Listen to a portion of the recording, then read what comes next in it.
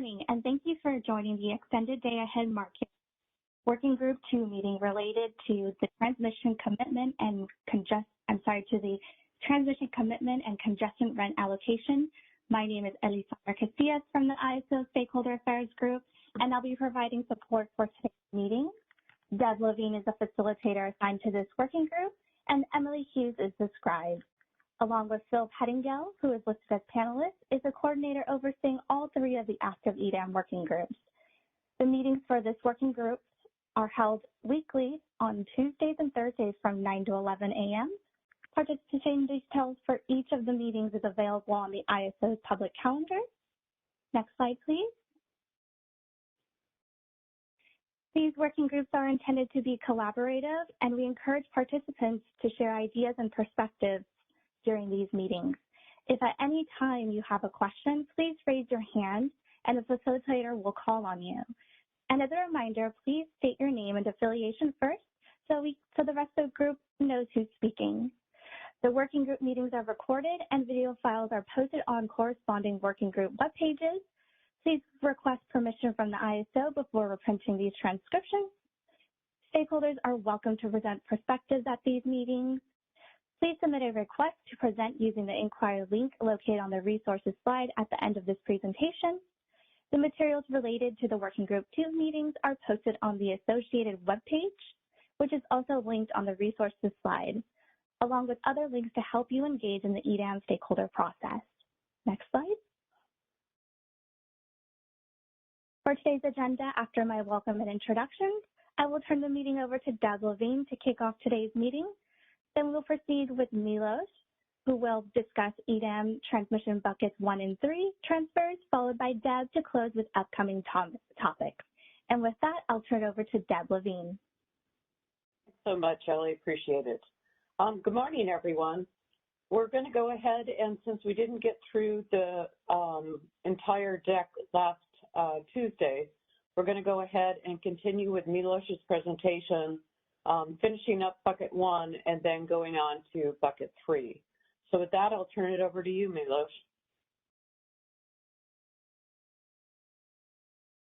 Good morning, everybody. Thank you. Let me just share my screen or my application here, and we'll continue the discussion. All right, Deb, can you see that? Yes, we can. Okay. Well, good morning, everybody, and welcome back. We'll do an encore of the discussion we had last time. I think last time we finished going through the bucket 1 transmission discussion, but I'll just do a brief recap today, see if there are any lingering questions, gaps that we need to consider in terms of bucket 1 transmission, and then we'll move on to bucket 3. Like I said, I think we went through all the slides, but I'm not sure if necessarily by the end of the meeting there was anybody else that was left that had questions on anything that was presented. Just a little bit of a stepping back for a second. What we're trying to do is just, gain some common understanding on the concept of these buckets. What's the source of transmission that is made available to the EDAM under each one of these transmission buckets? This framework is consistent with what the EIM entities put forward back in 2019, and it's also consistent with the common design principles. So we're looking to just gain some common understanding, delve a little bit deeper into some of the details, identify where there are gaps that we may need to address, and then we can walk through all three of these. So since we went through bucket 1 last time, I'll just do a little bit of a recap, and then we'll open it up for questions, see if there are any lingering topics that we need to consider. But bucket 1 transmission consists of, and here, just to put this into a framework again, we're talking about, in the context of the buckets, we're talking about transmission at the interchanges between EDAM balancing authority areas. This is that supports EDAM transfers in the market. We're not talking about internal transmission, and as well as, I'll note what I said last time as well, is that we'll talk about how the ISO makes transmission available in the context of these buckets. We'll talk about that in a separate session because there's some nuances there, and since there's not necessarily a reservation process in place, how does this concept of the buckets fit in the context of the ISO transmission? So we'll tee that up, and that will be a discussion on that here in the coming meetings. on that topic, but this is focused really on those interchange, transmission across interchanges between EDAM balancing authority areas across the EDAM entities. So bucket one transmission then consists of those transmission rights at those interchanges, at those transfer points between EDAM balancing areas. That's really supporting the demonstration of resource sufficiency by those EDAM entities. Whenever an EDAM entity relies on generation outside of its balancing authority area for resource sufficiency, to the extent that that generation is going through EDAM entity areas and those interfaces across EDAM entity areas, that transmission would be brought with it with those sufficiency demonstrations to support these bucket one transfers or transfers between EDAM entity areas. And these transmission rights can be transmission rights, open access transmission tariff rights, or it could be transmission rights that maybe exist under legacy agreements, pre-oak rights, as well as that. I think a key element of the bucket one transmission is that it consists of firm or conditional firm transmission rights, or this concept of otherwise highly reliable that I think we'll hear throughout all three of the buckets, and I think we'll need to define a bit more. But the intent is that by being this type of a firm or conditional firm or otherwise highly reliable transmission, it supports reliable transfers across EDAM entity areas. These are transmission rights that have a high curtailment priority and therefore are deemed more dependable in supporting EDAM transfers.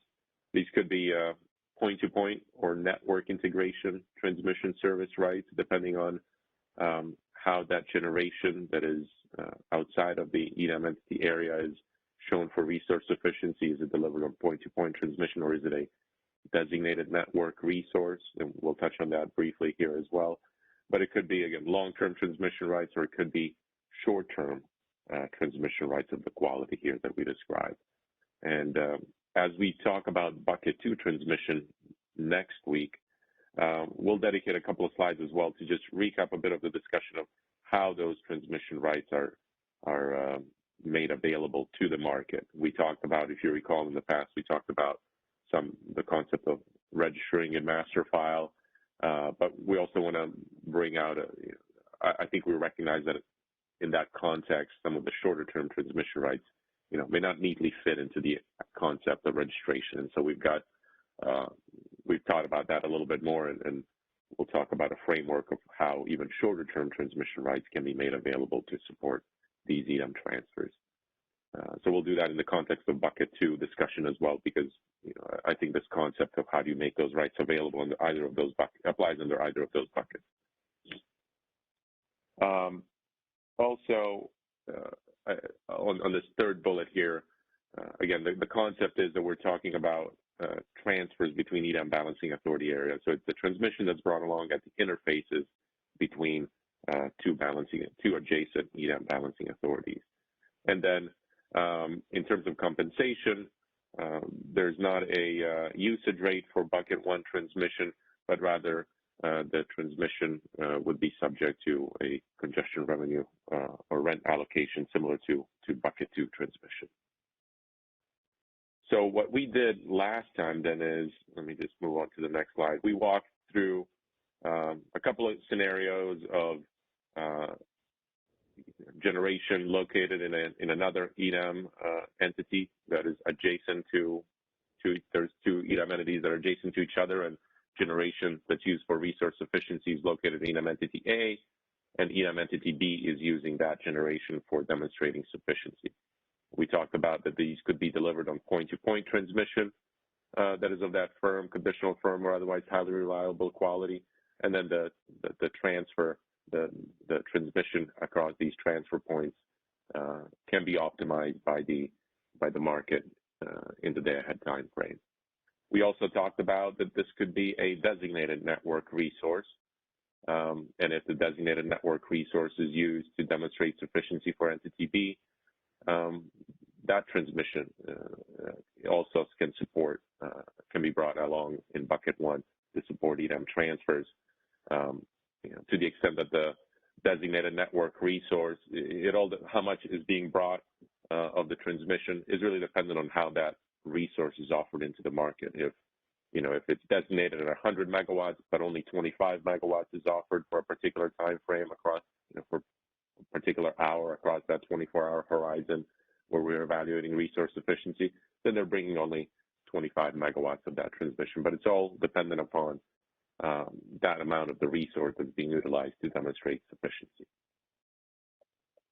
We then went just through the scenario where, if somebody's utilizing generation outside of the EDAM entity area, and it's located in a non-EDAM entity, they're not bringing any bucket 1 transmission along.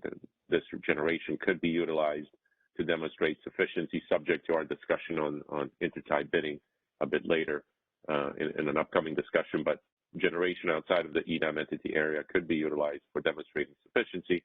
It's just that they would not be bringing any transmission along with it under bucket 1 transmission to support EDAM transfers, because this is being brought in along an interface between a non-EDAM entity and an EDAM entity area.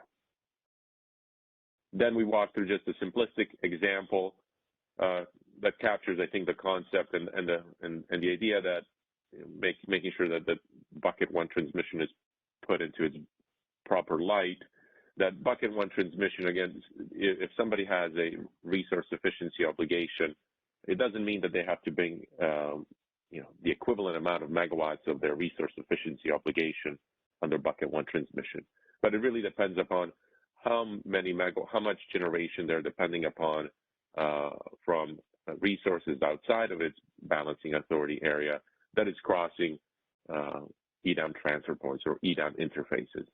And so while somebody could have a 5,000 megawatt, an EDAM entity could have a 5,000 megawatt resource efficiency obligation, realistically, based on the resources that they're demonstrating from hour to hour, bucket 1 transmission will be brought to the table commensurate with the amount of generation that they're relying upon outside of its area that is interfacing, or it's across an interface with another EDAM balancing authority area. So it's not a one-for-one assessment. In this case, while the resource efficiency obligation is 5,000 megawatts, bucket 1 transmission that's being brought along is much smaller.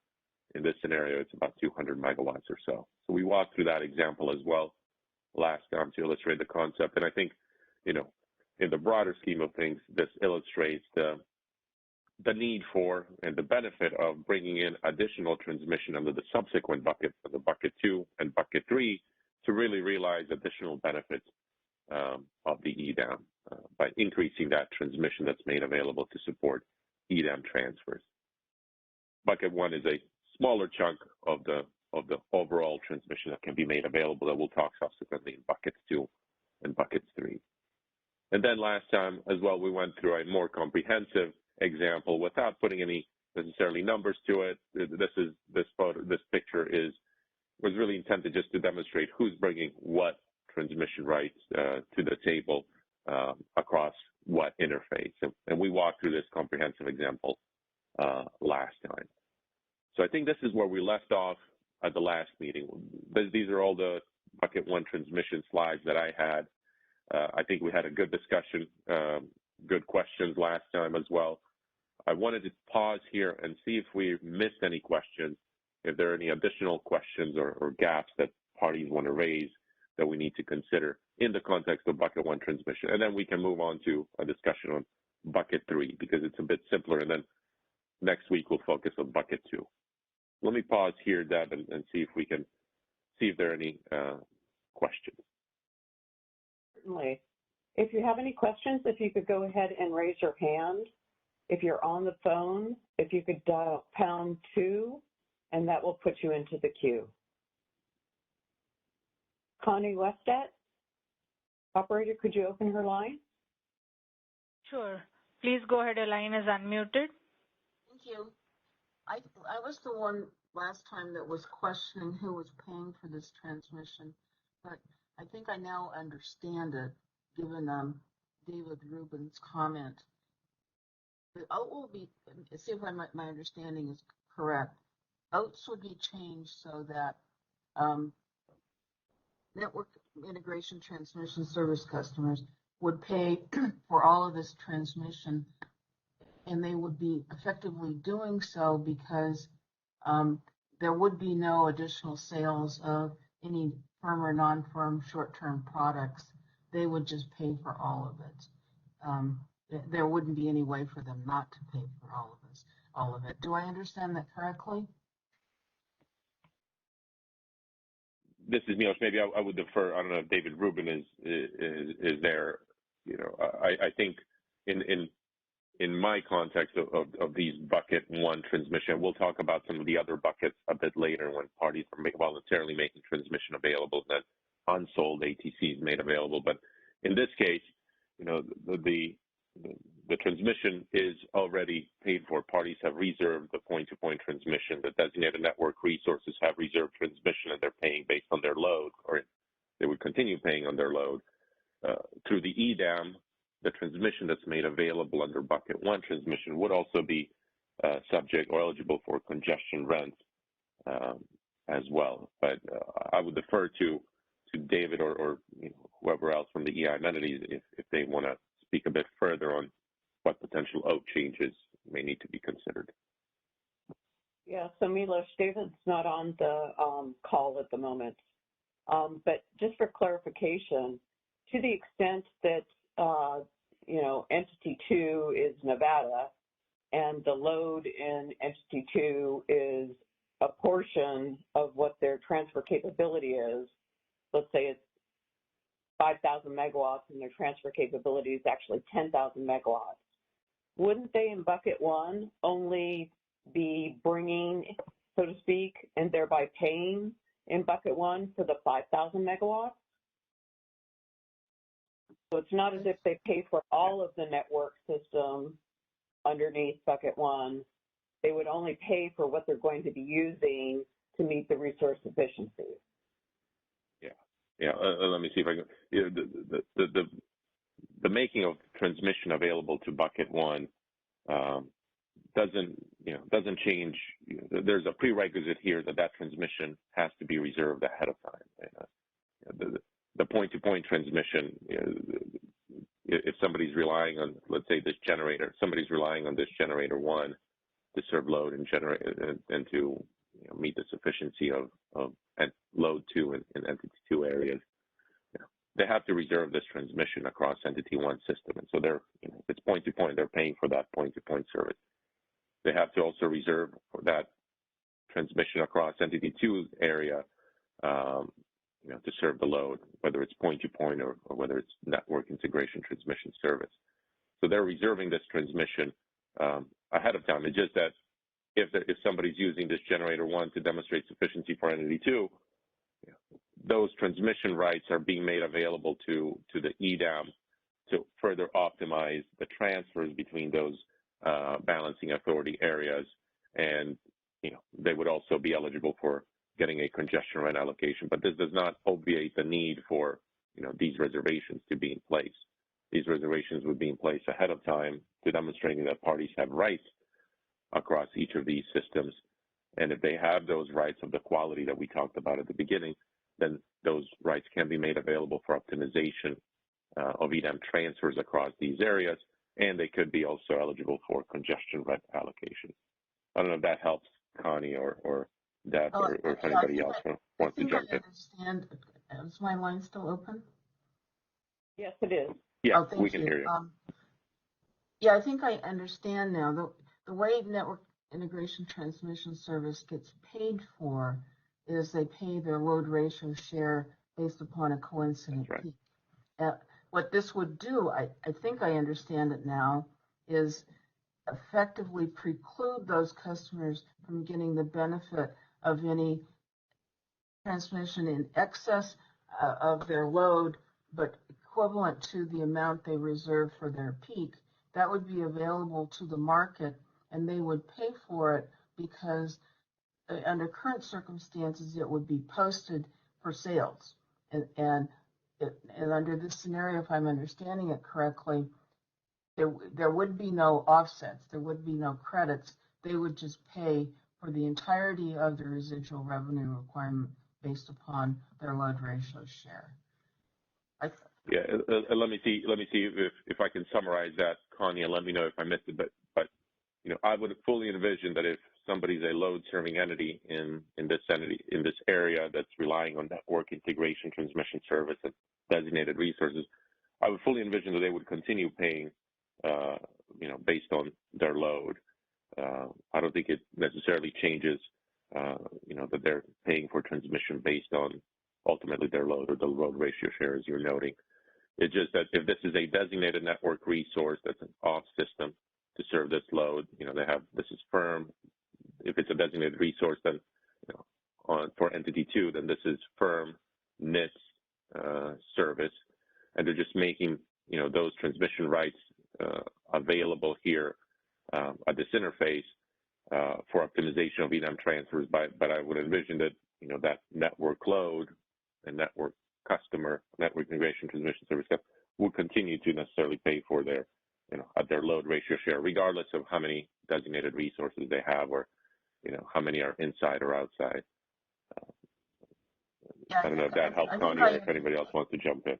I'm sorry. I think I understand that they just would not get the benefits of any credits. They would just simply pay for it.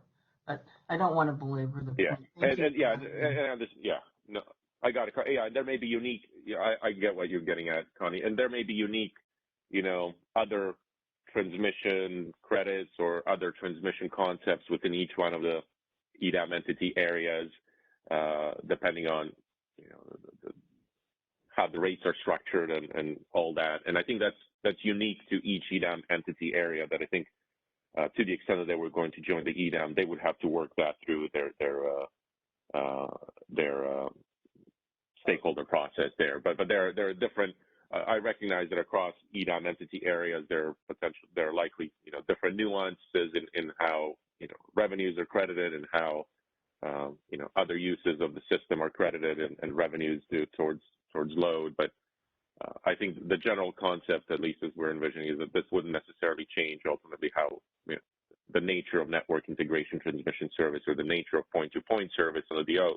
In some instances, it may have to, but ultimately, what they have to reserve, parties would be bringing to the table transmission that's already been reserved in advance to support these EDAM transfers. How that ultimately, the concept of any kind of credits that there may exist in a particular EDAM entity area, I think that would need to be discussed within that particular context with those stakeholders in that stakeholder process that changes the tariffs in the necessary places. But I do acknowledge, Connie, that there may be nuances between entities and how different types of credits work, and that's something that we need to be considered in that stakeholder process, because it may vary from entity to entity. Thanks, Milos. That's very helpful. Alan Mack, did you want to get in on this conversation? Or did you have a question? Yes, I'll unmute his line. Please go ahead. Hi. Can you go back to slide 5? I just have a clarification question.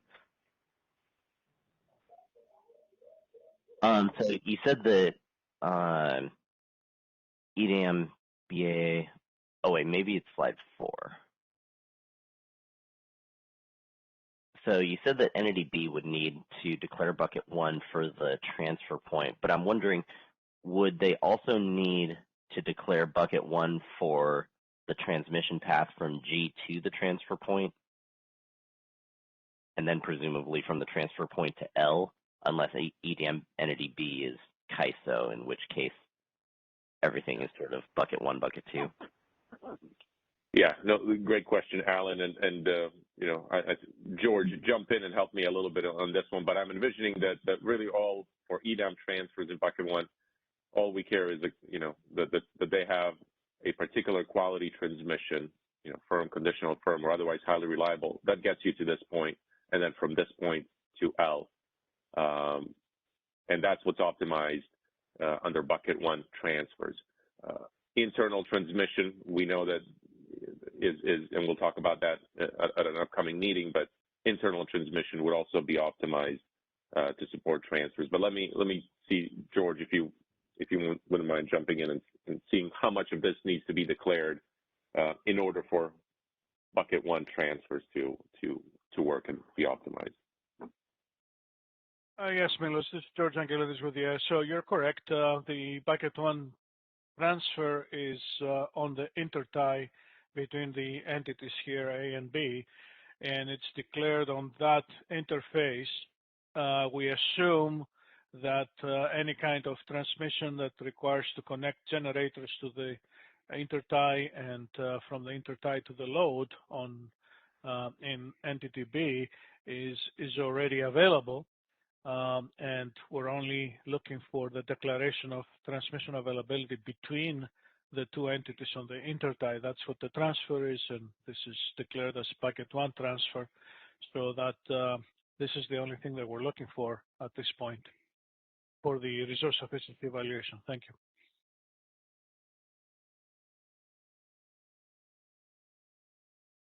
So I think what I heard is you just need the transfer point. Yes, you need to declare the transfer between the entities A and B and the intertie.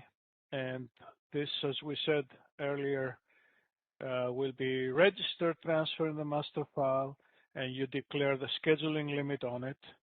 The idea being that this bucket one transmission is already arranged in advance before we're on the market, and we need to know it by at least by 9 a.m. that we'll perform an advisory resource efficiency evaluation so that we can use it. Okay, thank you. You're welcome. Great. Does anyone else have any other questions on bucket one before we move on to bucket three? All right, Milos, I'm not showing any questions. Why don't you go ahead and move on to bucket three?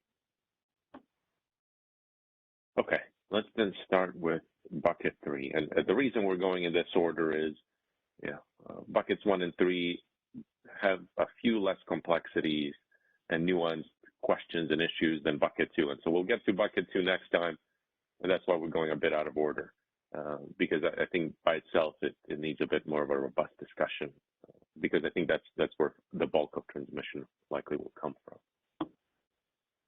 So bucket 3 transmission, just starting a bit with the characteristics, and then we'll get into a handful of examples to illustrate this. But this consists of unsold or unreserved ATC, available transfer capability across those interfaces between EDAM areas that supports ultimately EDAM transfers.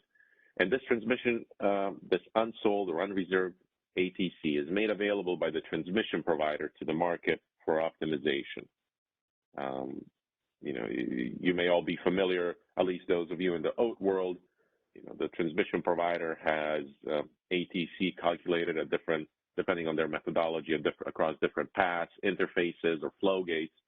And the ATC is that available remaining amount that's unsold.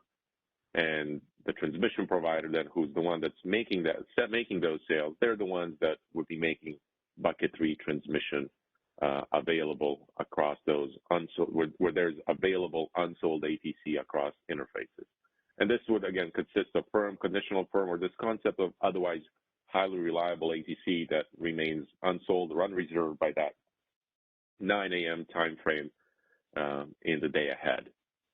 And the bucket 3 transmission would be, unlike buckets 1 and 2, bucket 3 would be subject to a hurdle rate because this is unsold transmission, unpaid for. Hasn't yet been paid for because parties have not reserved it. And because it's also offered at a hurdle rate, it would be utilized after buckets 1 and 2 transmission have been exhausted at those interfaces between EDAM entity areas. And compensation for bucket 3, I think, at least as the starting point, is up to that transmission OAT rate that each transmission provider may have, and those rates differ across transmission providers, and this would be really looking at that rate that is subject to for this firm, conditional firm, or this concept of otherwise highly reliable transmission. And I'll talk a little bit more about this concept of otherwise highly reliable in the context of bucket 3, because it's probably a little bit more tangible in that sense than under the other two buckets. But this is the concept of bucket 3, whereas in buckets 1 and 2, and again, we'll talk 2 later, but in buckets 1 and 2, we're talking about transmission that has been sold already and has been reserved, is under contract, and you know, any parties that hold those transmission rights could bring that forward under buckets 1 and 2. Under bucket 3, we're really exclusively talking about unsold transmission rights that the transmission provider is bringing forward to the table because they're the one that is making that ATC available for sale in a transparent manner on their OASIS on a first-come, first-served basis. So that's the concept of bucket 3. Let me just go to the next slide just to illustrate this, and then we'll pause for questions. We're still talking here about unsold ATC across transfer points between EDAM entity areas. And this is, in the next slide, we'll go, you know, looking at a non-EDAM entity area and an EDAM entity area. But here we're exclusively looking at two EDAM entities that are adjacent to each other with a transfer point between them. They're connected, and they may have one or more interfaces between them. And unsold ATC by 9 a.m. of the day ahead between these EDAM entity areas across their interfaces can be made then available to the EDAM for optimization. And in this example, we're using that EDAM entity X, they're the one on the left. By 9 a.m., there's looks like 50 megawatts of unsold ATC across that particular transfer point with EDAM entity Y, and they would make 50 megawatts then available for optimization. And EDAM entity Y, which is on the right side, they may have 100 megawatts available for optimization across a particular transfer point. And so this transmission then is made available to the EDAM for optimization, along with any buckets 1 or bucket 2 transmission that may have been made available in the day-ahead time frame for optimization. And keep in mind here then that buckets 1 and 2 would first be utilized until exhausted, and then the market would optimize bucket 3 transmission at that hurdle rate. That may vary between one entity and the next. So let me actually go one more slide, and then we'll pause for questions here just to capture the comprehensive set of scenarios. In this example, we're looking now at transmission between unsold ATC at an interface between a non-EDAM BA and an EDAM BA. And there's no bucket 3 transmission that's made available here, again, because it's between a non-EDAM BA and an EDAM BA. There's nothing here to optimize in the market. Even though the EDAM entity may have about 75 megawatts available here at the interface, it doesn't ultimately matter in the context of the buckets because, again, we're not looking at an interface between two EDAM balancing authority areas that could support EDAM transfers. So let's pause here, Deb, and then see if we have any questions on this concept. And then I have a couple more slides on this to further drive that point and see if there are any lingering gaps that we need to consider in the context of bucket 3. Okay, yes, we have a number of questions. Operator, could you open up the line for Tong Wu? Sure. Please go ahead. Your line is unmuted. Hi, my name is Tong Wu from WAPA. Based on these few slides, kind of my understanding is that only bucket 3 will be optimized in your optimization. Bucket 1 and 2 will not be optimized because you said bucket 3 will be used after bucket 1 and 2 are exhausted. That means they're not optimized. Their bucket 1 and 2 capacity are released and will not be optimized. But I want you to confirm because you didn't say that explicitly. Yeah, thanks, Tom. Maybe George, I'll turn it to you. Go ahead. Yeah, thank you, Milos. So this discussion here on the buckets, for bucket 1, the discussion was on the resource efficiency evaluation. But when we go into IFM, essentially all the buckets, all the transmission that is made available under any bucket, 1, 2, or 3, is available for optimization. We did say that there are some exceptions to this for specifically for bucket 1 transfers for ancillary services, because on day 1, we're not going to co-optimize ancillary services. That feature is going to be a later feature that's going to come later in EDAM. So this particular transfers, bucket 1 transfers on ancillary services, we'll use them in the resource efficiency evaluation, and then they will be staying reserved. That capacity is going to be reserved from the market in IFM, so we're not going to co-optimize this. But anything else, bucket 1, bucket 2, bucket 3 for energy or imbalance reserves, they're going to be co-optimized in IFM. We did also mention that if a bucket 1 is used for, is associated with a transmission contract, and the contract holder is exercising the rights, that transfer is also going to be self-scheduled, and then technically it won't be optimized in IFM. It's going to be, the transmission capacity will be used by the contract holder.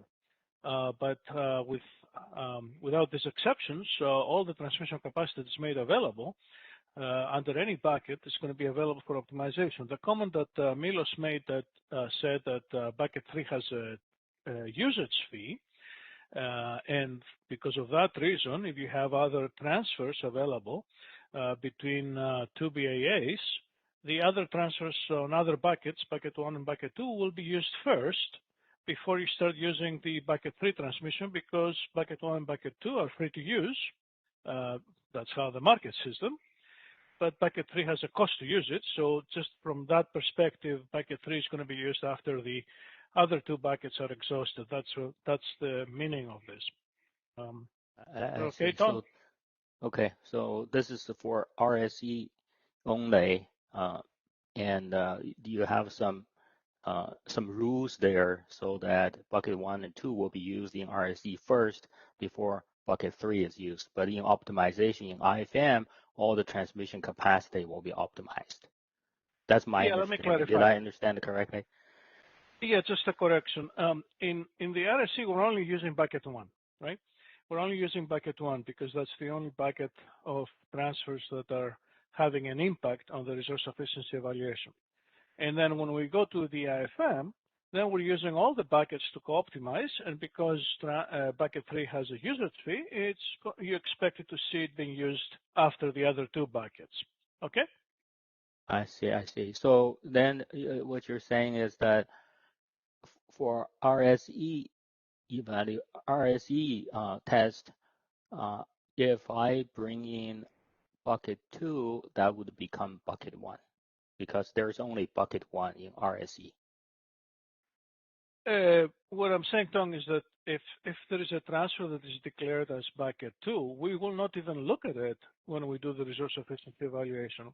We're only taking input at that process from bucket 1 transfers. The transfer has to be declared bucket 1 to be used in the RSE. We're not looking at the other buckets until we go into IFM after the RSE, okay? I see. So for RSE, only bucket 1 is used. So if we discuss bucket 2 and bucket 3, that would not be for RSE, that would be for the IFM. And in IFM, bucket 2 and bucket 3 will be optimized. And bucket 1. Okay, and bucket 1. Okay. Yeah. All right. Okay. Thank you. You're welcome. Operator, could you open the line of Alice Sabota? Sure. Please go ahead. Your line is unmuted. Good morning. This is Alvis Svoboda from PG&E. Sort of along similar lines, and just to follow what George was saying. So there's a usage fee on bucket 3. And am I correct in believing that that usage fee is going to be part of the cost function that's being minimized in the day-ahead market process? Yes, specifically in the IFM, Alva. Okay. And so, first of all, is that novel? Is there anything like that in the IFM today, where a usage fee on a transmission path exists and is being minimized along with the costs of generation? Not in IFM, but technically it exists in EIM. Okay. We do have a very, very small, minute cost that is represented for transfers in EIM to essentially have a robust solution if there are multiple parallel transfers, so that we don't want the optimization to see them all at the same cost. Okay. And have potentially flipping flopping across intervals. That's not a robust solution. So we just add a very small cost. It's at the hundredth of a cent that differentiates the transfer so that the solution is robust. It doesn't affect the LMPs. It's very small. We just do it for performance reasons, but the functionality is there. And okay. we will use that. In the case of the usage fee, it could affect the LMPs, obviously. Yes. The other and then what's your general concept of how that usage, where in the settlement system would the charges associated with that usage fee be sort of, and I'm asking this in some degree of ignorance, but somebody has to get paid from the ISO settlement system based on what you've just said, and somebody has to pay for it. What's the general concept there? So we did have some slides that we showed earlier how the transfer revenue is calculated, and then James Lynn had examples, spreadsheet examples, discussing how they could be paid out to transmission customers and transmission owners. And I'm pretty sure there will be some new charge codes for this. James, I don't know if you're online. Maybe you can provide some more information here.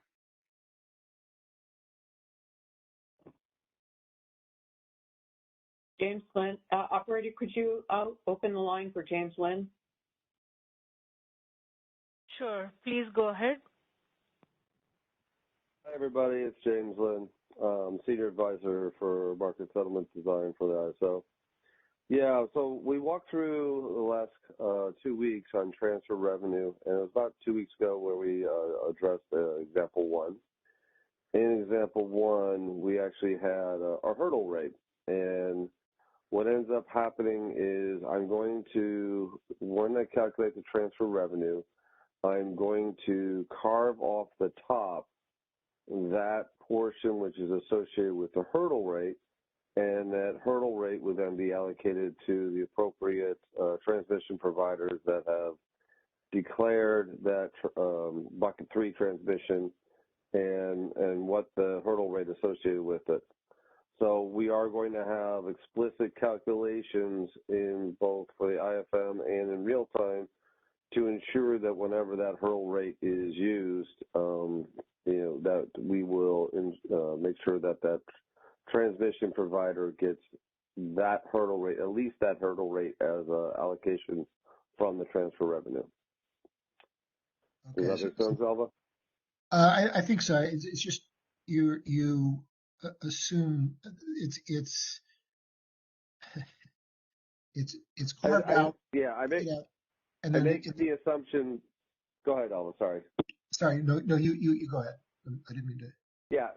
So I make the assumption is once we start getting into the transmission, which requires a hurdle rate, that settlement has to ensure that the transfer revenue that we collect compensates for that hurdle rate first. Right. And so what we'll do is when we're calculating the difference between the two LMPs of the transfer location, we'll have a specific pair of ETSRs that will show me exactly how much transfer is being used on that bucket 3. I will calculate that price differential, and then at that point, it'll get allocated to the transmission provider. So, but when the market does its optimization, it'll ensure that we've exceeded that hurdle rate, or at least at that hurdle rate, in order to use that transmission. So I should have enough revenue to pay for that transmission usage. And then if you didn't, there would be some form of, would it be bid cost recovery that you would think of it as, or just some form of make whole that would exist there?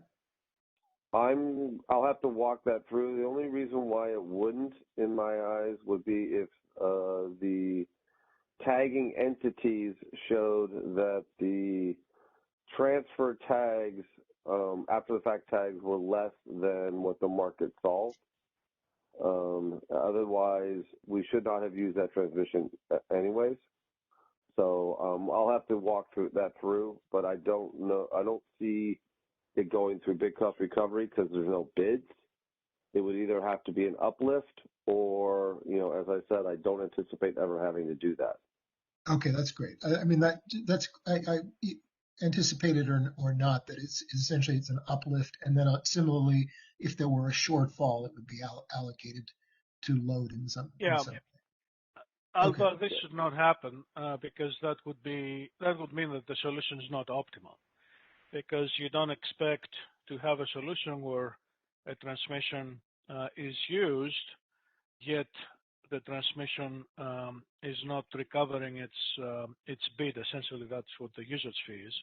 It's not recovering its bid from the price differential left and right, let's say, of the two BAAs. So that would not be an optimal solution. So if we have a solution like that, then we know that we didn't arrive at the optimal solution, that something happened. It's an abnormal solution. I don't expect that to happen.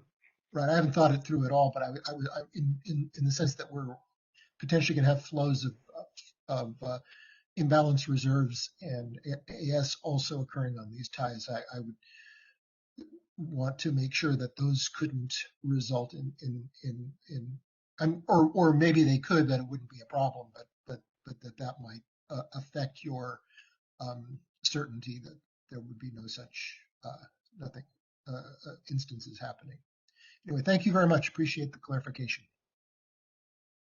But George, just a question. I mean, in the day-ahead market, we're solving the solution for the day-ahead market, and we settle based on the day-ahead market. So if the market is going to be optimized just for the day ahead, and it does use the bucket 3 transmission, I don't understand how, if it is optimized, you could have a disconnect. I understand the disconnect between the day-ahead market and real-time because the actual flow is different than what was originally scheduled. Yes, this is what I was saying, that this is not an expected outcome. I would consider this outcome abnormal. Something is wrong with the solution. We ended up in a non-optimal solution. Maybe the market software did not converge, or maybe it's a defect. So I just don't consider this a normal outcome. It's certainly unexpected. Okay. That's what I would think also. All right, perfect. Operator, could you open the line of Jan Strack, please? Sure. Please go ahead. Your line is unmuted. Hey, hi, Debbie and George. So this is Jan Strack from San Diego Gas Electric. And this may be just a basic understanding question, maybe behind the curve here. I guess what I was wondering is in the earlier slide where it says this is bucket 3 transmission is all highly reliable transmission. I guess my question is, are we limiting the amount of intertie capacity that is subject to this bucket 3? In other words, I guess what I'm asking is, could there be quote unquote non-firm transmission that remains unused in the day ahead because it doesn't fit into one of these 3 buckets? Or am I missing something here?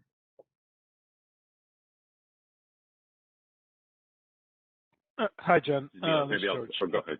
Go ahead. Yeah, go ahead, Milos. I think Milos, you should answer this. Yeah. Okay. Yeah. Hey, Jan.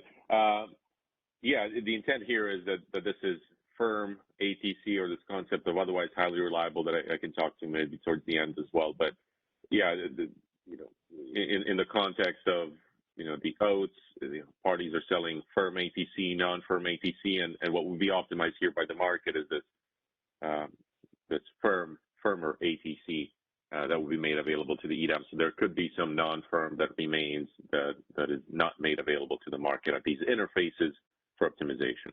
Why? What's the logic for excluding that latter category? Well, I think again it goes with the concept of reliable and dependable transfers.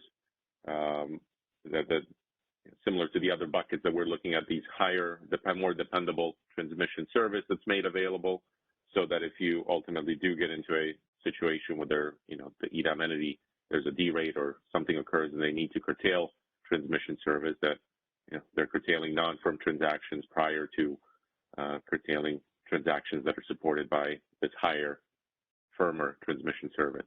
Okay, so but I don't know, I guess I I don't know, understand. George, if there's anything you want to supplement. Go ahead. I think I understand the logic there, sort of, but I would point out that within the ISO today, this animal does not exist. If the transmission is there, we optimize around it. So this is definitely sort of a carve out, and I don't know whether, maybe if this is a deal killer, I don't want to push it, but it does seem to me like we may be leaving some transmission on the table and some cost savings on the table that could be effectively utilized by the market. And, with the usage fee concept, a party that has some non-firm transmission, I would think, could offer it at some usage fee and maybe discount it from what the maximum rate is and drive a little additional revenue for themselves. Anyway, that's helpful discussion. Thank you. Yeah. No, fair point, John. I mean, we can open it up here, but maybe George, yeah, go ahead. I think you were going to say something. Actually, it was Deb. Yeah. I had something to say too. Okay. Wasn't the intent, Milos, that non-firm would come into EIM and not be used in day-ahead, so that the day-ahead results and awards is something that the parties can rely upon because it is the firm, conditional firm or otherwise highly reliable transmission? Yes, to that second part. I'm not sure that the intent was about non-firm being made available to the EDAM, but yes, to that second part that you noted, that the intent is for the EDAM transfers and those commitments coming out, that they're supported by this more reliable type of transmission service. I think we can open up and have a discussion on if need be, on non-firm ATC, but I think that moves us away potentially from this concept of highly reliable transfers if something is supported by that lower quality transmission. Now, I do want to recognize Jan's point that, how does this work in the ISO context where we don't have necessarily these, different differentiations between firm and non-firm, and we'll defer that discussion, and I think let's raise it in the context of the discussion when we talk about ISO making transmission available in the context of those transmission buckets and the level of priority that maybe we can afford to certain transactions that depending on the amount of bucket 3 transmission that we make available to support those transfers. But I would defer that discussion on how does this apply to the ISO to that later discussion, as we're still thinking through the application of these buckets to the ISO system, and we'll have a discussion probably in a couple of weeks here on that topic. But let me turn it over to George. I think George wanted to say a couple of things as well. Yeah, thank you, Milos. I just wanted to say that there is a reason why we're using the term here, otherwise highly reliable, and we're not referring specifically to non-firm or, and the reason is that non-firm does not mean that it is unreliable transmission. From what we have heard here in this work group, simply non-firm could be reliable transmission that maybe a few hours during the year it needs to be cut. That is considered highly reliable and should not be left off the table. We agree with you, John. I think the distinction and where the judgment call comes when BAAs come together to release transmission in the market, in the day-ahead market, is the following. When this transmission, this transfer is used and optimized in IFM, you could have a situation where a resource would have been committed to in a BAA to meet demand, but now because of economic displacement, it's not committed, and then that BAA relies on some transfer to meet its demand. And let's say this is a long-start resource, so if it's not committed the day ahead, you don't have it available in real time. So obviously, you want to have highly reliable transmission for these outcomes so that you don't threaten reliability. So I think this is where the concern comes, and that's why we say transmission that is released in the day-ahead market because of these repercussions, we expect it to be highly reliable. That doesn't mean that non-firm should not be released. Again, PAs have to exercise a judgment call from their experience about the specific elements of how this transmission is used and released, whether it makes sense to be released in the day-ahead market or not if it's unreliable. We certainly don't want unreliable transmission to be optimized in the market. I think that's the general idea here. Right, but I would just point out, as I did already, I guess, that within the ISO today, we already do this. All your comments about unit commitment apply equally within the ISO today. We want a reliable day-ahead set of schedules, and I don't think anybody's suggesting that we don't have reliable day-ahead set of schedules within the ISO today. Anyway, I think you covered my point. We don't suggest that. Yeah, we don't suggest that, John. Definitely the new firm use transmission that is released and turned over to the ISO is considered all reliable. I think this is more of an issue and debate for EDAM BAAs.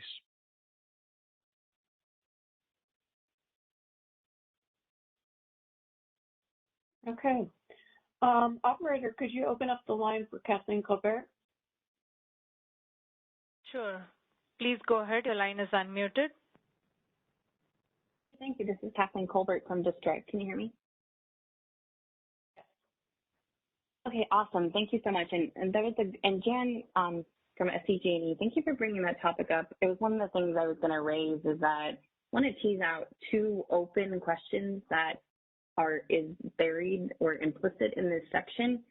The first one was the one that Jan just teased out, which is that it's been kind of deferred and made an open question as to whether or not there could be greater benefits made available to the EDAM for making a non-firm ATC also available for EDAM optimization.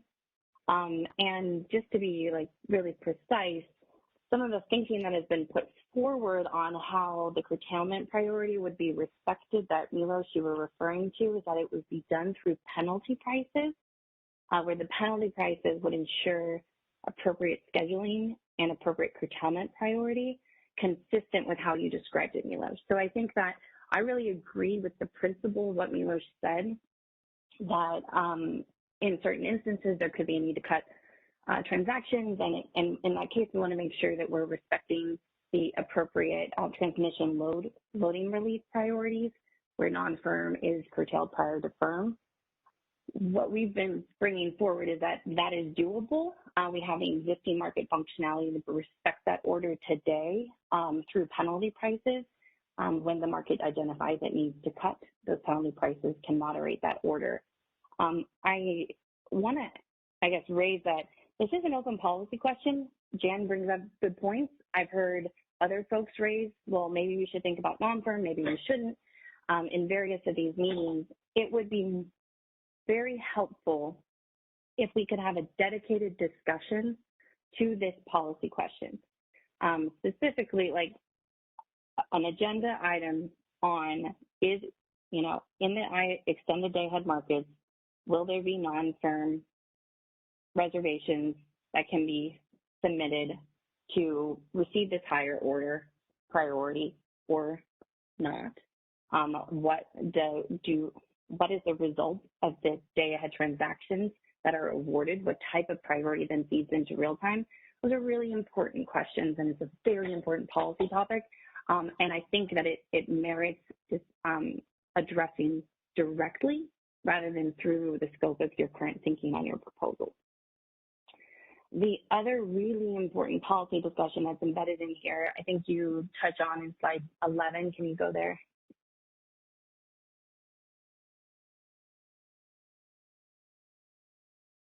Perfect. So, I think stakeholders have raised questions around, will intertie bidding be allowed? What's the role of third-party marketers to have assurance that we're not going to be, that marketer community is not going to be precluded from participating in the EDAM in a discriminatory manner? And I think that is a threshold question that has to be discussed. And I'm concerned that what is laid out on this slide implies that the available transfer capability that an intertie marketer could compete for under today's rules is not going to be able to compete at the same time or similar time frame as entities that are considered load-serving entities within the EDAM. That raises very, very stark discriminatory concerns. I don't know if that's what you mean to imply here, and so that's why I'm not pushing back on your proposal. I'm asking for a dedicated policy discussion on how intertie bidding and intertie scheduling points can be modeled and respected within the EDAM framework in a way that we avoid those types of concerns and challenges at the point that you would file this at FERC. Because excluding entities from outside of EDAM BAA to compete at the same time that the EDAM BAAs are pausing their reservation practices is going to raise really strong challenges at FERC. And so if we could prioritize those two policy discussions, maybe in the next meeting so that we could tackle them, I think this will make these conversations more productive. Thank you. Kathleen, this is Deb. We've got intertie bidding is teed up after the discussion regarding bucket 2. So we do have that coming up hopefully next week. And then with respect to using non-firm, does one of the EIM entities that participated in the principles want to give their take on using non-firm in the day-ahead market? Dave, Kathy, or Kevin?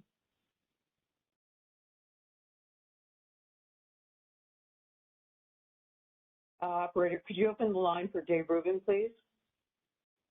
Sure. Please go ahead. Your line is unmuted.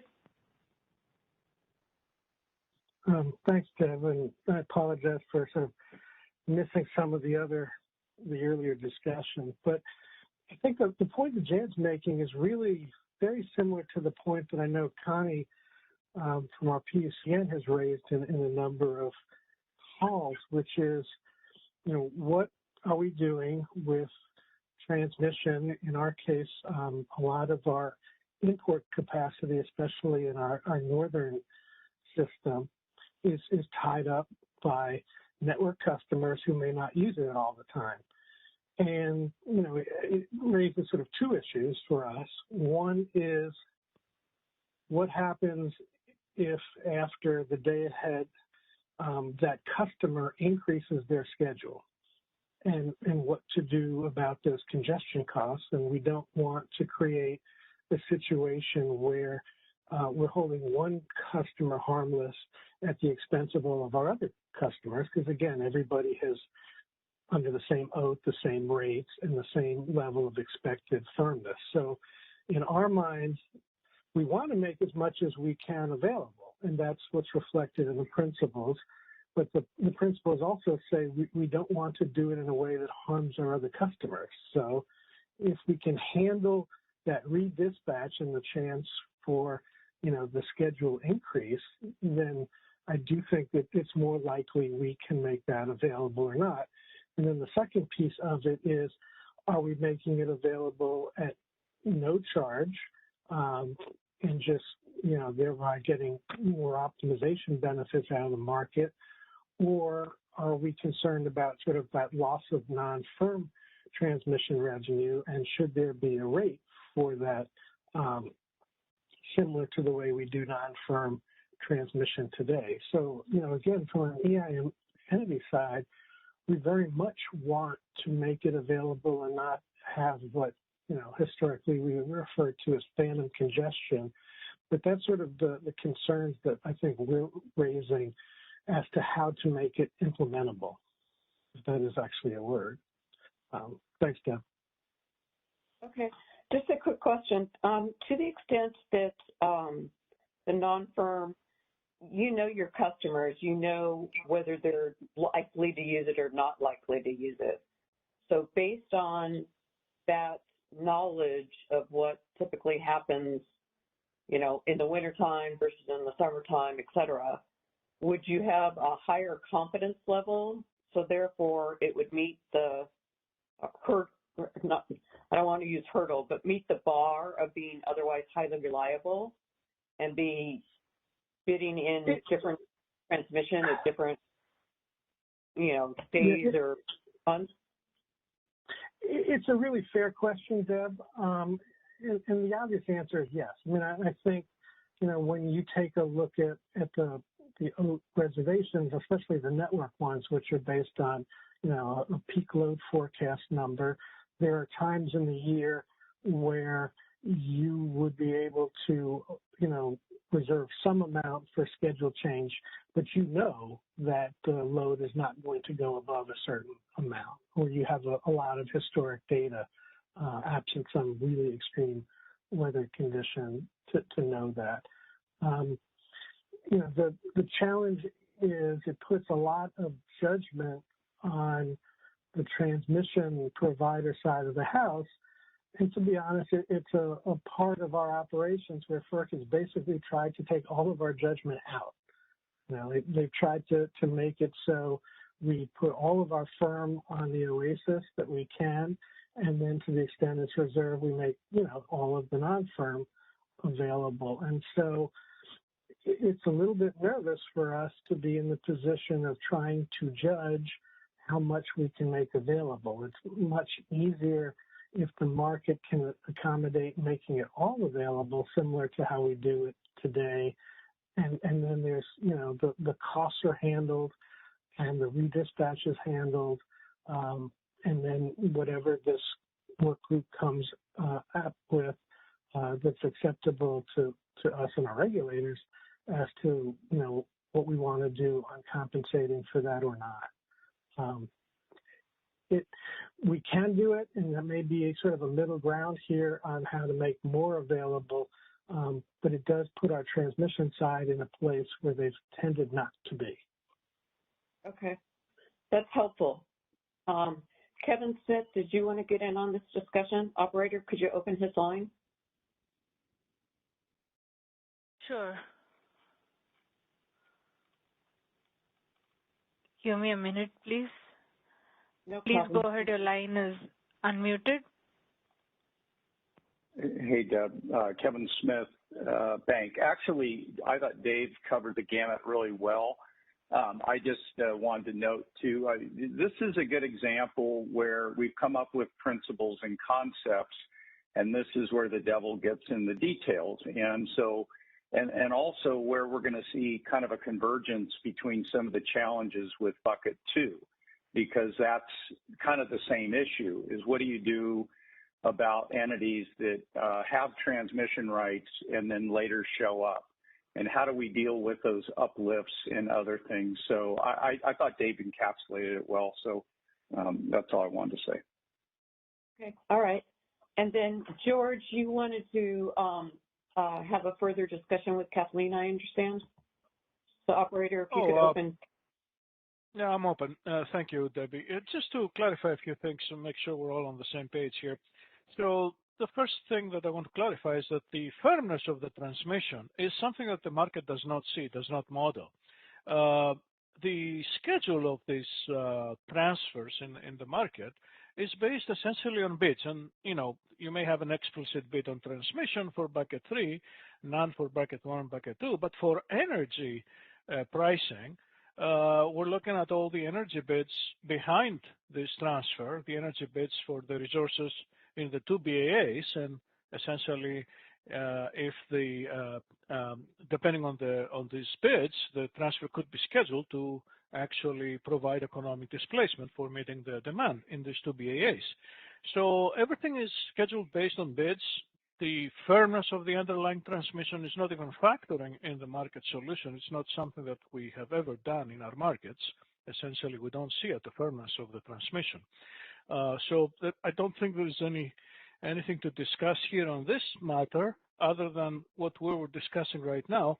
What is the silver lining in what you consider highly reliable transmission to release in the market? So I don't want to discuss this any further. The other issue is external resource participation. As you mentioned, Debbie, this is an item that's coming up for discussion. It's also referred to as intertie bidding. In relationship to the FERC statements, I have to point out that we do have a precedence in EIM today that we don't allow intertie bidding at the EIM boundary. Of course, we will re-examine everything here for EDAM, but we already have this precedence with FERC. Now, the intention here in the EDAM is not to discriminate against external participants or not allow them to participate. We will discuss the conditions and ground rules according to which how these participants can participate in the market. I think this is the point of the discussion we're going to have in the intertie bidding context. Thank you. Okay, great. Operator, could you open up the line for Doug Boccioni? Sure. Please go ahead. The line is unmuted. Hi, Doug Boccioni for the Bay Area Municipal Transmission Group. Just wanted to comment on what David Rubin was discussing about the network service. And this is what I was alluding to on the previous call is, I think that speaks to the quantity that should be assumed. Whether do you assume that do you limit the bucket one transmission to what's scheduled in that particular hour or day, or do you make a projection about how much is going to be used, in the peak hour for the month or the peak hour for the year? And I think what David described to me, it sounds like the way NV Energy is looking at it is, they have this obligation to make the transmission available to the customer who's reserved it. But of course, if you're in the EDAM, you want to then utilize that transmission if the customer isn't utilizing it. So to me, I look at that as, okay, that's bucket one transmission, whether it was scheduled in a particular hour or not. And I think, because you want to displace you want to use the most efficient resources to serve all the load. And I guess when he was talking about the concern about the redispatch costs, I think it's a valid concern. In the CAISO, we dealt with this for existing contracts, and I think people were very, very concerned about it early on. The way the CAISO approached it is, provided the perfect hedge to the ETC customers, but then there were requirements for those customers to schedule using contract reference numbers. And then they only get the hedge based on, balance source sync schedules, something that could be considered by the EDAM BAs. But I think it's outside the scope of this process. Anyway, those just some observations. Okay. Thanks, Doug. Appreciate that. Operator, could you reopen the line for Kathleen Colbert? Sure. Please go ahead. The line is unmuted.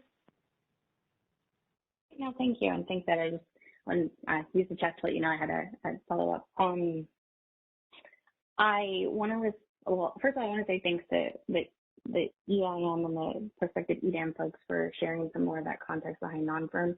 I know we've been talking about it in these meetings, and so it's good to elevate it out up to a higher level. One of the things, though, I wanted to clarify is a statement that George made that the market doesn't see firmness of different transactions.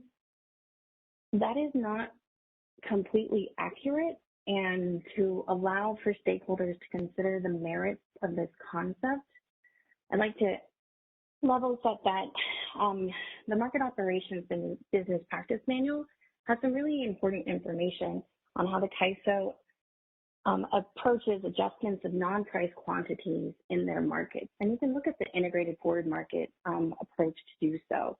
Just to give an example of how the CAISO's market today does in fact respect various levels of firmness of the transactions that are submitted into the market that are self-scheduled or also base scheduled have a very high penalty price associated with them, is that the CAISO Like, for example, transmission ownership rights are valued in the scheduling run at $5,900.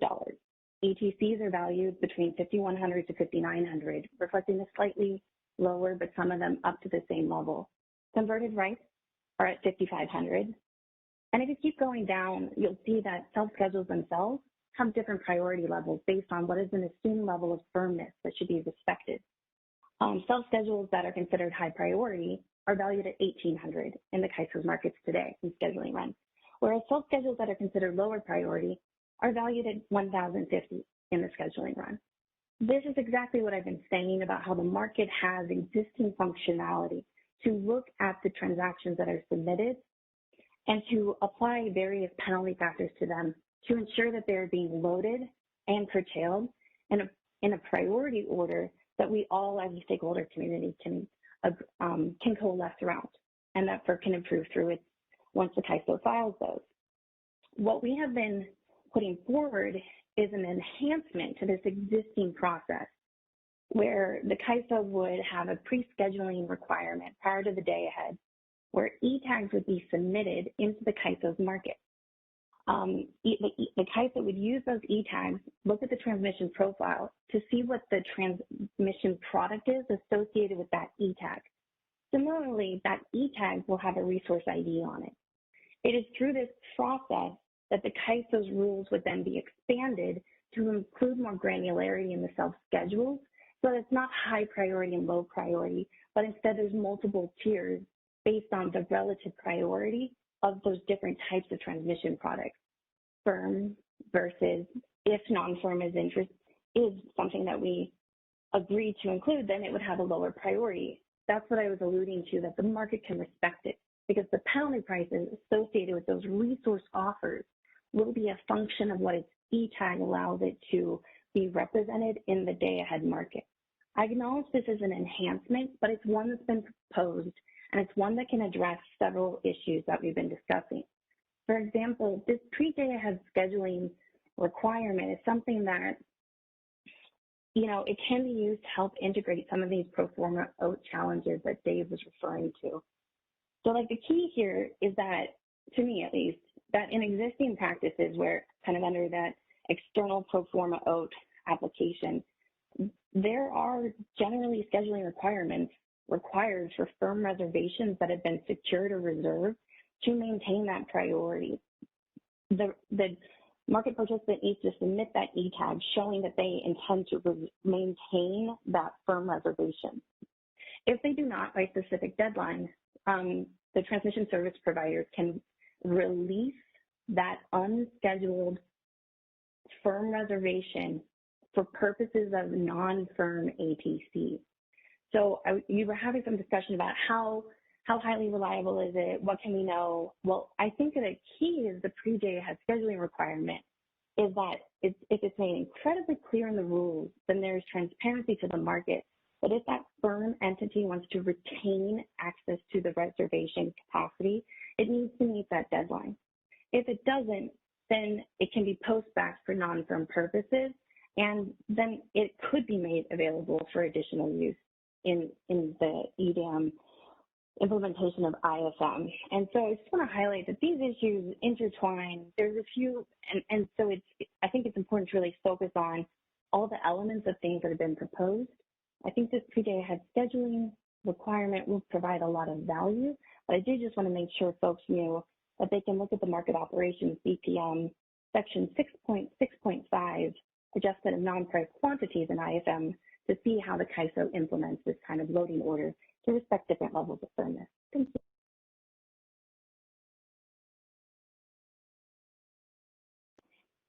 George, Kathleen, just really quick, because, in the interest of our time here, I don't want to go in a loop saying the same thing. So just a clarification on what I said. I was referring specifically to the market software when I said the market.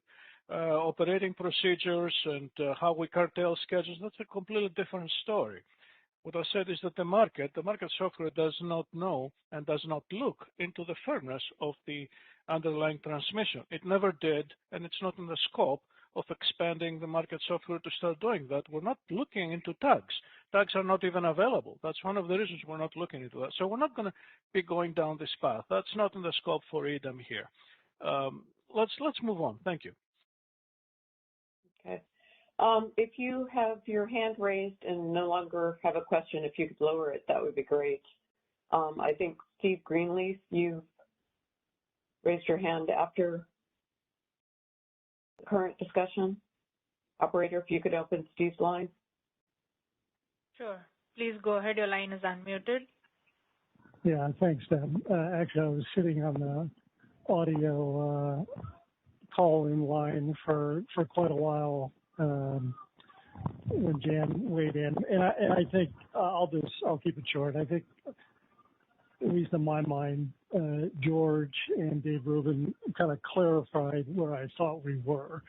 Based on the previous discussions, I kind of thought it was a given that, quote unquote, non-firm made available because a transmission provider or a transmission customer didn't schedule or wasn't proposing to utilize their rights, so the transmission provider would make it available. I just presumed that would be part of bucket 3, and quite honestly, a fairly important part of that. And kind of to Dave Rubin's part, and I think others have touched on this, the important policy questions are, at least in my mind, for the non-CAISO EDAM entities, what you do with those redispatch costs.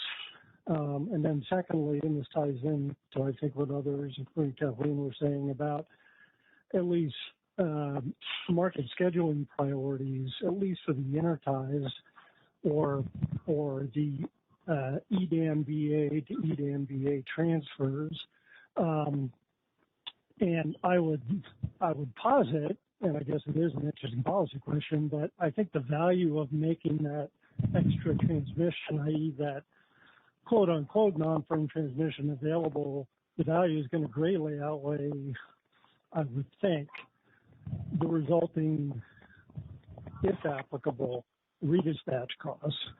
But I suppose each of the EDAM BA, non-CAISO EDAM BA is going to have to kind of resolve that issue on its own in potential changes to it. So I don't know if Dave Rubin wants to weigh in, but he kind of alluded to the fact that, you want to hold other customers harmless. Well, I'm not sure if that means you can't incur, a redispatch cost that would be uttered across all transmission customers. Because I would think, once again, just from a policy perspective, the availability of that extra transmission would be worth it.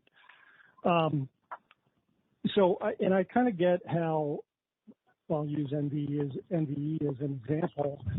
If a firm trust transmission customer eventually does want to utilize its rights in the real time, and there is resulting redispatch, I assume NVE is going to obviously redispatch its system to accommodate that. But I was wondering, George, and maybe it's all part of the same thing, but, with respect to non-firm transmit, quote unquote, non-firm that is utilized on the interties or the EDAM to EDAM BAA transfers, if those schedules have to be and tags have to be adjusted, how do you see that being done? Maybe it's all part of the same process, but, I kind of in my head capture, think of it in terms of internal transmission, NVE, APS, whomever is going to redispatch to accommodate that transmission usage, but as themselves, is it the same process, and then you get into circumstances where the market scheduling priorities then really do apply? Hi, Steve. This is George. Just to understand a little better your question, when you say redispatch, are you thinking something that happens in real time, or you're still within the day-ahead market framework? No, I'm thinking you've utilized the non-firm transmission that's been made available by the transmission provider because the customer of that transmission provider didn't schedule something in the day ahead. So that non-firm, I think Dave Rubin explained, if a customer on NVE system doesn't schedule on its using its reservation rights, NVE will make that available on a non-firm basis to other users. Well, I would think that would, maybe I'm wrong, I would think that would fall into bucket 3. So assuming the market utilizes that transmission, it's utilized in the IFM,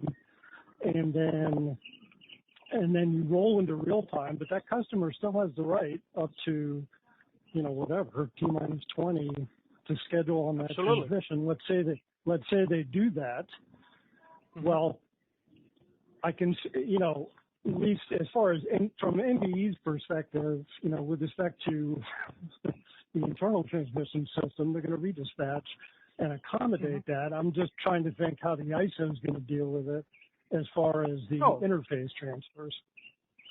Yeah, this is something that we did go through when we discussed how transmission contracts are exercised. So in your scenario here, the customer that has transmission capacity under a contract, that transmission capacity is associated with a contract reference number. It's declared as being this transfer part of the contract path, what we call, for the contract. They don't exercise the contract, but they do release a transmission in EDAM. So that transmission, bucket 3 or bucket 2, it will be used by the market, by EDAM, by IFM, for calculating an optimal efficient schedule. And in the real time, if the participant wants now to exercise the right, they can submit sub-schedules and sub-schedules from these transfers too. And the real-time market, EIM in this case, will redispatch and reoptimize all the bids that are available in real-time market to make sure that these schedules are honored. So we did discuss that there is an associated redispatch cost that is part of the real-time market economic displacement, so it's all fused in there. And the specific participant, if the schedule in real time is the same as the schedule in the day ahead, that participant already received its transfer revenue from using the transmission in the IFM, and there is no deviation on that transfer schedule in real time, so they don't receive additional revenues in real time, but they have already received their transfer revenue from the settlement in the IFM. Yes, time for lunch? Okay, so the ETC... Actually, I'm sorry to interrupt here, but I hear some background noise, so just wanted to remind you, if you're not speaking, please mute your line. Thank you. Please continue. Sorry to interrupt. Excuse me, I'm in a public place. But anyway, George, I won't belabor the point. I think that helps. It's just, mechanically how that works. And I think what you're just saying, that while that ETC, the contract reference number, is utilized by the market as a whole in the IFM, that customer can still utilize, obviously, that specific contract reference number in the real-time market. It'll be, and in order to accommodate that, obviously honor those rights, the system, i.e. the CAISO, will redispatch across the whole EDAM footprint. Yes. And those redispatch costs, sorry, is it going to work exactly the way it works in EIM today, as far as the allocation of those redispatch costs? Yeah, we don't intend to change anything in EIM except for the fact that we will be settling the transfer similar to the proposal here in EDAM, but the outcome will be largely the same. I should say exactly the same with what we have today in EIM, where any transfer revenue collected on a specific transfer that hits the scheduling limit, you have a binding constraint, that is split 50-50 between the EIM BAAs or 100-0 between the ISO and EIM BAA. So that will work exactly the same. Okay. All right. That's very helpful. I'll continue to kind of think through the implications, but thank you. I don't want to belabor this anymore. Okay. Dave Rubin, you had your hand raised, but it's no longer raised, but I'd like to pose a question to the EIM entities that worked on the principles.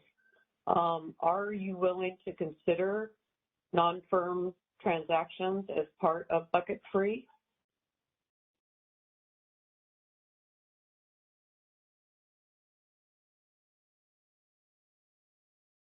Kevin Smith, if you could open up Kevin Smith's line. Okay, sure. Please go ahead. Your line is unmuted. I think so. I mean, I don't want to speak for all the other EIM or EDAM, potential EDAM entities, but I think we definitely would want to look at how to make the most, again, the lifeblood of this EDAM is going to be transfers. And so to the extent there's transmission that could be made available, we would like to find a solution to that. But, you know, we've got to deal with the ancillary issues that Dave raised. So we hadn't really gotten down into the depth on that question, but I think it's a reasonable one to consider. Okay, great. Dave Rubin, if you could open up his line. Sure. Please go ahead. Your line is unmuted. Thanks, Deb. I agree with Kevin, and I think there's a lot of alignment between what Steve was saying and what Doug was saying before here, that we do want to make it available. Clearly, to the extent that congestion revenue is given back to the transmission provider, the first use of that revenue would be to hold any customer harmless. Again, we're just trying to make it as consistent with the OAT rates as possible today. It's just a little nerve-wracking, to be honest, from the transmission provider side when we use the term perfect hedge, that what really happens if those congestion revenues are insufficient, and sort of the potential size and magnitude of the uplift. I agree with Steve, it should be small. We don't see a whole lot of these changes, and it should not, you know, it should be smaller than the hopeful benefits of the EDAM, but it's a little concerning because to sort of agree to it as a principle in the abstract without really understanding exactly what the potential magnitude would be. But I absolutely think it's worth, you know, I do think there's enough transmission potentially in this unscheduled, you know, forward reservation that's already been reserved by customers, but historically day to day isn't fully utilized. I really think it's a critical component, and if it's a separate session, as Kathleen was indicating, or further discussions here, how it can be made available, the way we would handle any uplifts, and is it just to measure demand, or do we need to do something else? And then whether we price it similar to what we do today as non-firm, which would be akin to bucket 3 or something else. I absolutely think that's a worthwhile discussion. And I think it's also something that maybe, you know, the entities that do have OAT would go ahead and have the, you know, ability to test, you know, try different amounts of transmission and get more comfortable over time as to how much gets released. Yeah, that's absolutely a rational approach as well. And that's, I don't think, dissimilar to what the ISO did with some of their CRR allocations, where you started with one amount and then increased it based on some, you know, experience. Exactly. So maybe start small, and over time, once we gain the experience, we can go ahead and increase the amount of non-firm transmission that would be made available. Twana Blair, you had your hand raised, but I noticed it's now down. Good. Operator, if you could open up Twana's line, that would be great. Sure, please go ahead. Your line is unmuted. Thank you. This is Twana Blair from Arizona Public Service, and I just wanted to respond or weigh in. Definitely willing to consider the non-firm aspect, but being on the transmission operations side, I definitely would say that this would come coupled with an ancillary market. And for that matter, I'm going to say intertie bidding conversations would also need to have a further discussion about an ancillary service market and how we would respond to reliability concerns. And making sure that we met our minimum needs if we were to move forward with those constructs. Thanks, that's helpful. All right, Jeff Nelson, did you want to get in on this conversation? Operator, if you could open his line. Please go ahead, your line is unmuted. Yeah, I thought my comments were sort of discussed, and then another one just came up. So is the issue that there's sort of like, gosh, how do I frame this? You've got existing transmission contracts that might be released because they're not used, and that's sort of one treatment. And then there's just this whole concept of explicitly calling something non-firm and releasing it. What I thought I heard the last comment say from Arizona is that if you explicitly release transmission as non-firm, then the receiving balancing authority has to change their ancillary service holdings. They have to increase their reserves.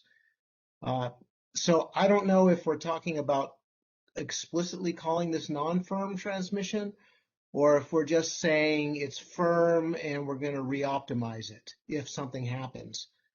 I don't know. I don't know if it's a question or if someone can comment on that, because I'm kind of, both those issues are now muddled in my mind. So the discussion I was trying to tease out is if the EIM entities who might become EDAM entities, if they had non-firm transmission that they thought would be otherwise highly reliable, given the day, the hour, the season, et cetera, would they be willing to go ahead and allow non-firm transmission? Would they open that up as part of bucket 3 in EDAM? That was what I had originally posited. So maybe, Twana, if we could open your line again, and maybe you could clarify your linkage of not allowing non-firm transmission to be in the day-ahead market, but coupling that with ancillary services. Please go ahead, your line is unmuted.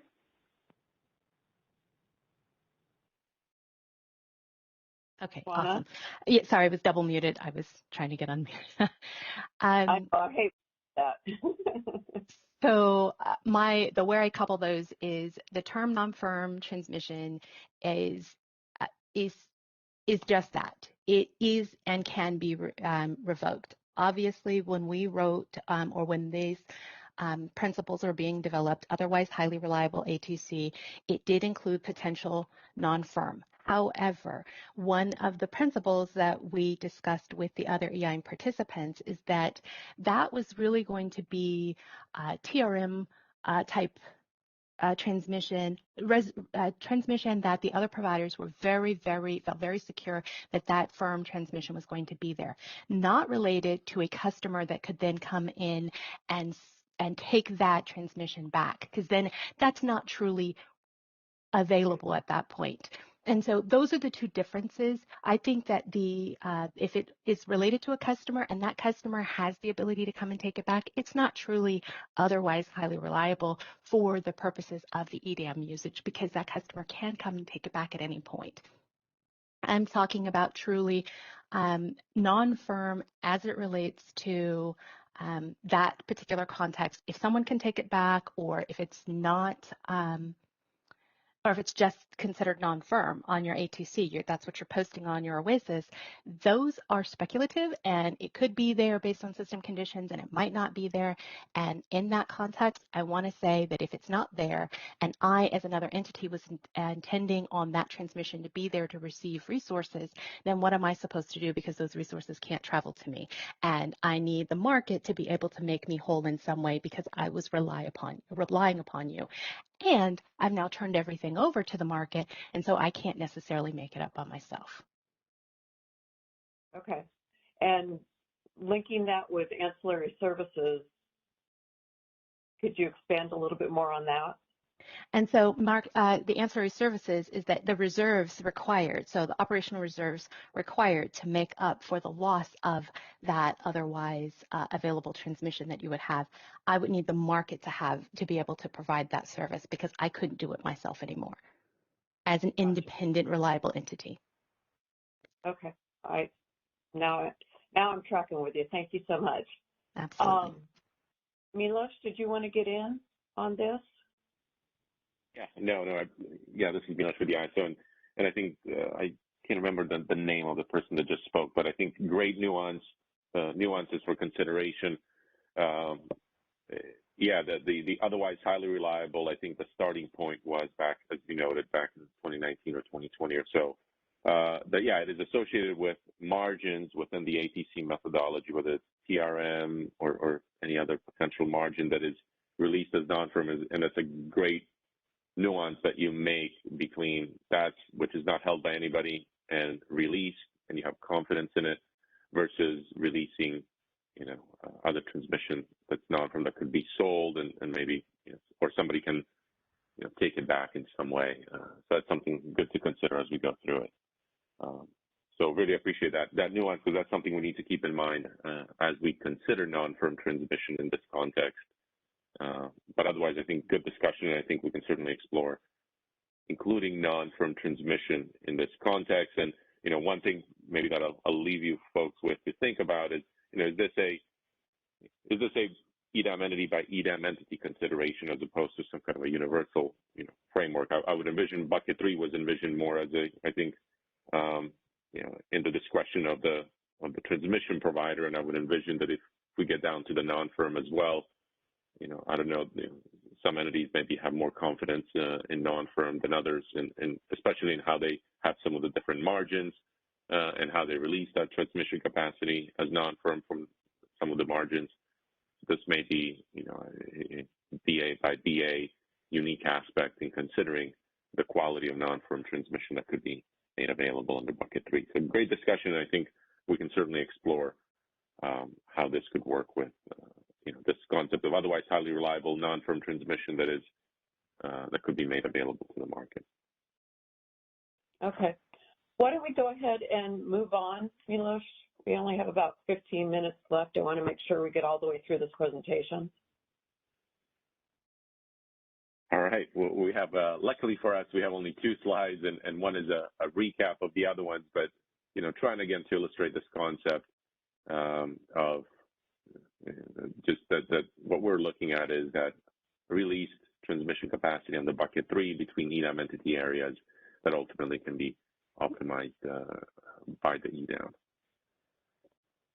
I don't want to spend time on that picture because it summarizes everything. Sounds like folks got what we're trying to get at.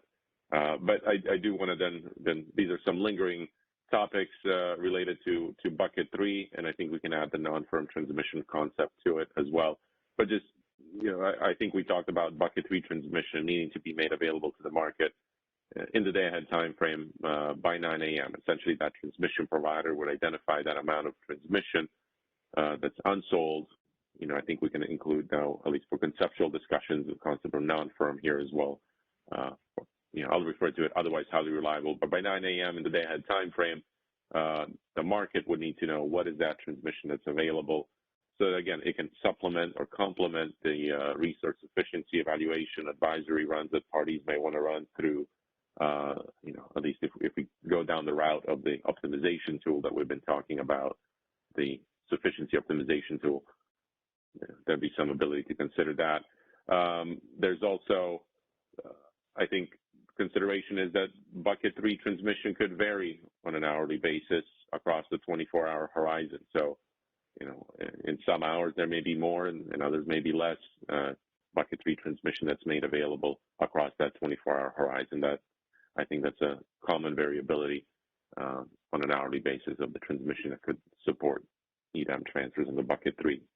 And then I think, one thing for the ISO and for the market to be able to do is once that transmission is made available on the bucket 3 to the market for optimization, after the day-ahead market run occurs, there needs to be some ability, to notify and the EDAM entity or that transmission provider as to, how much of that transmission in bucket 3 was ultimately utilized, so that they can all go back to the remaining transmission can go back to the transmission provider, for sale as it usually does. But just some ability to notify and to know how much bucket 3 transmission was utilized out of that was made available to the EDAM. And I think then the fourth element here, and we talked about it, but looking at this concept of bucket 3 a bit more broadly, or at least evaluating it in the context of non-firm transmission and some of the nuances that I think Tanya Blair from APS noted as well about non-firm in the context of released transmission from different margins and other unsold transmission. And how could that work in the context of bucket 3? And what does it mean if the bucket 3 is utilizing firm transmission, optimizing some amount of firm transmission, but also optimizing some amount of non-firm transmission? What does that mean in the context of the market? Should that mean anything when it comes to priorities, if there's a particular adjustment that needs to be made or to certain transactions or any other action needs to be taken? To what extent does that firmness versus non-firm come into play when considering certain priorities? But I'll stop right there. This is the last slide that I have. I think it's been a great discussion, and it's good to see there's openness to consider non-firm transmission. We can evaluate that. What does that mean in the context of the market? As I just laid out, the intertie bidding will be coming up. That's an important part of the discussion as well. And as George couched it, it's not a question of not allowing intertie bidding.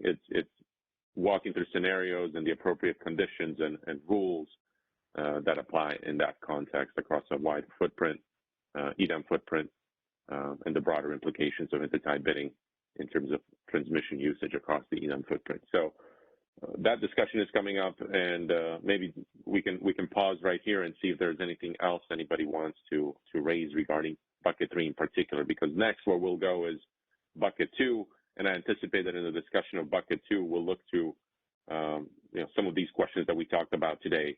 How does somebody affirmatively make transmission available to the EDAM under bucket 2 transmission? And if they make it available, can they come in later in time and use it in real time versus a scenario where somebody's transmission rights haven't been affirmatively made available to the market, but they remain unscheduled and day ahead?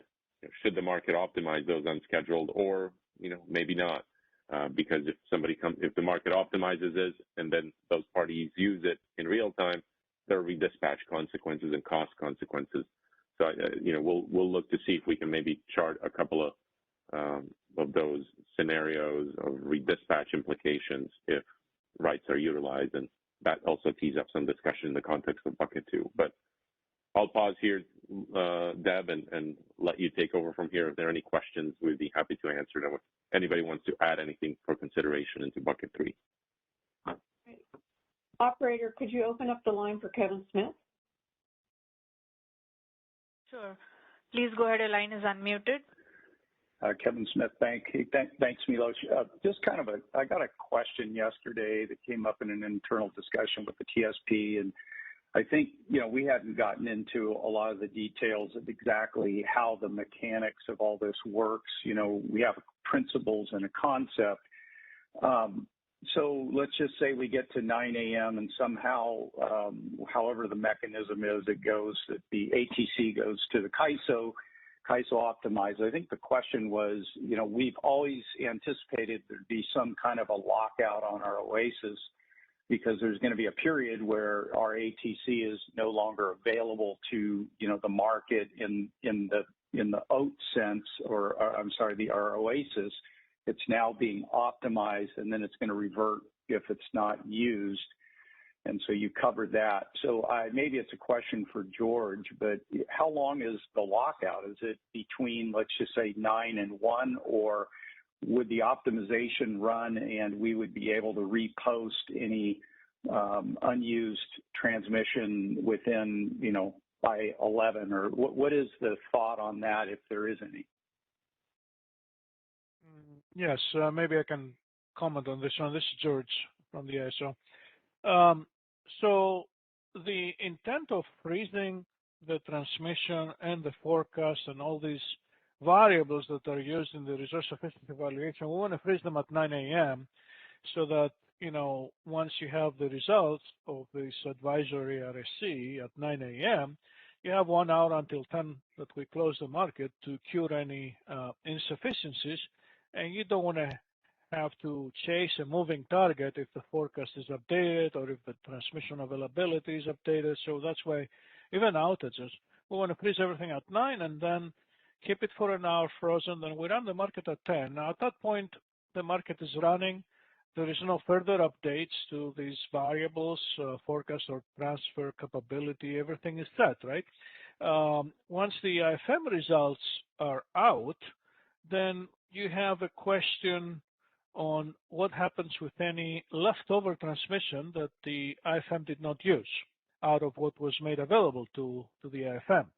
And this is something that we need to address in our RAC discussion on whether this leftover transmission could potentially be used in RAC. And this is something that we'll probably discuss when we discuss a little bit more the details of how RAC will play out in EDAM. And then the next question comes, well, if that leftover transmission is not going to be made available to RAC, or it's used by RAC and RAC still has some leftover transmission, the principle of releasing transmission to EDAM, the way we set it up from the very beginning, was that if you release transmission in EDAM, you can't take it back, right? It's not recallable. So even if it's non-firm and you release it, you better not take it back. So it stays through EIM. So the idea here is that if something is released and it's not used in EDAM, then it stays for EIM use. At least that's my understanding of the way we set up the principles so far. Well, I don't think that's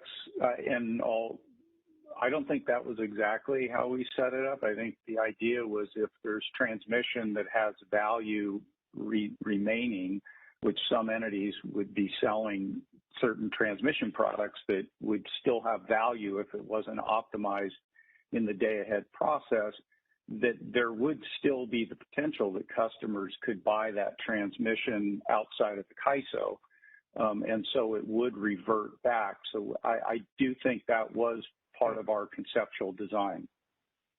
Yeah. And George, this is in context of bucket 3. Yeah. George, this is in context of bucket 3 only. The unsold amount that they make available today ahead. If once the market runs and it identifies how much of that transmission is used at a hurdle rate, the question is, that bucket 3 that's not utilized, that wasn't optimized by the market, when do they know how much wasn't utilized so that they can then sell it back to their oasis? Well, yeah, there's no issue with that. What I said is that it will still be available, but for these particular customers to use in real time. What I meant is like you will not make it unavailable, completely out of the market. So if it is recalled back for the use of a specific transmission customer, then that transmission customer will use it in EIM. So it will still be available in EIM. That's my understanding, right? Well, there's a period between, I mean, you got all the way up to, T minus 57 or whatever you want to say on EIM. So there's a period between the day ahead and there is a market potentially for some of that transmission to go back on Oasis, be sold, and then what isn't sold, yes, would be made available to EIM just like it is today. But today we're selling transmission right up to, the close of, whatever individual TSPs are putting on that. But there's a period where, that whatever residual is being disoptimized by the EIM. So Kevin, I believe the answer to your question is that when the day-ahead results are posted at 1, then the transmission that's in bucket 3 would revert back to the transmission service provider to be able to sell it to the extent that they want to sell it. And then if they want to put it into the EIM, they can put it into the EIM. So okay. The lock thanks. Yeah, would be good. 1 p.m. All right, and that was the question because there was a concern that that's a long lockout and whether there's a way to allow that to occur prior. But this is a separate nuanced discussion. I know we need to close this, so thanks. All right. Stuart Kelly, you had a comment or question? Please go ahead. Your line is unmuted. Thanks, Deb. Yeah, can we just memorialize this nuanced discussion because I would find it particularly helpful that we document what's assumed to be released back versus bucket 3 versus maybe even bucket 1 where we're assuming it's not getting released back or whatever the assumption is, because I've heard conflicting statements over the course of the working group, so it would be good to memorialize and be clear. Thank you. Yep, definitely. And I think the other challenge is, as George said, what are we going to do with RUC? Is RUC going to be run in the EIM or not run in the EIM? Yeah, agreed. I'm sorry? Is somebody speaking? Okay. No, I concur with that statement. The RUC decision still needs to be made. Yes, we agree. Okay, we've run out of time for today. We've gotten through the discussion on bucket 1 and bucket 3. We'll pick it up next week, next Tuesday, with a discussion on bucket 2. And everyone have a wonderful weekend, and we'll talk to you soon. Thanks so much for participating. The discussion's been great. Have a great weekend.